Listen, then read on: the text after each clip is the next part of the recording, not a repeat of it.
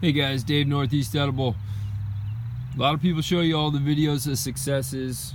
I show you some of those too, but occasionally we want to bring you some not so good things. This isn't exactly a failure, but it's definitely an issue that I've got to address this coming weekend. Don't have enough time to do it today per se, but just wanted to show you what can happen when sometimes things get away from you. So what we're looking at here is a real nice grapevine, and this guy needs to be put on a stake or a trellis or a post and kind of pruned up a little bit and just basically set up and out of the grass, out of the weeds here. You can see under here is what's called dead nettle, and that's a member of the mint family, so that's kind of our understory.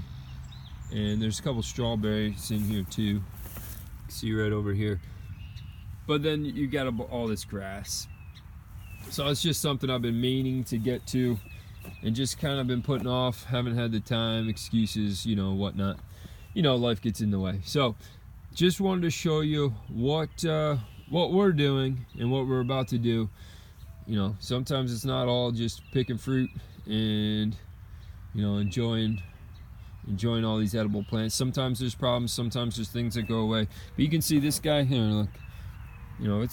We need to prune this thing off. There's several plants here. This is the second plant.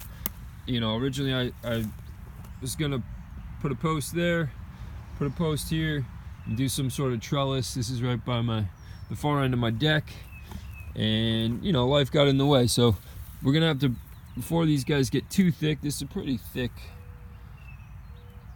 grapevine.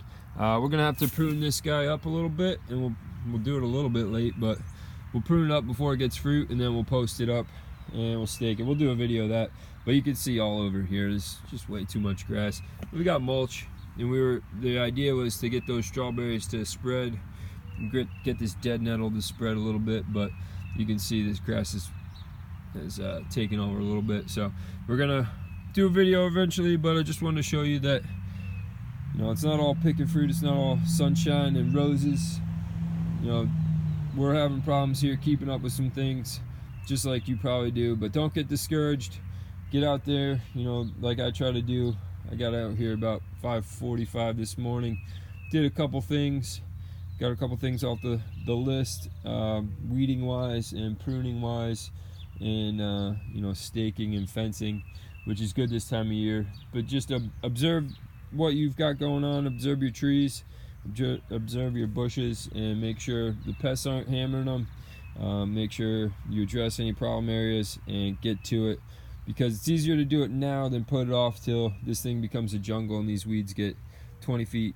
Yeah, they're not going to get 20 feet, but 3 to 4 feet tall, and it'll be almost impossible to pull them out. So, and plus, once this thing gets loaded up with fruit and the weeds get real tall, it's going to be so tangled, it's going to be basically impossible to pull, and we're going to have to wait another year. So what we'll do, we'll put a post just beyond the base here, somewhere probably right in here, in that area, and then we'll basically prune this guy up, stake it to the post.